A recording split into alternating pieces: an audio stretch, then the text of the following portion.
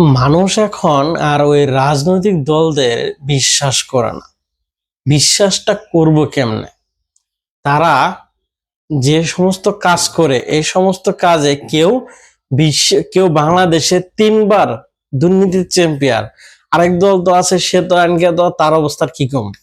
সেই জন্য ডক্টর ইউনূস স্যারকে তারা বলতেছে যে তারা 5 বছর ক্ষমতায় থাকো। ভিডিওটা একটু দেখেন।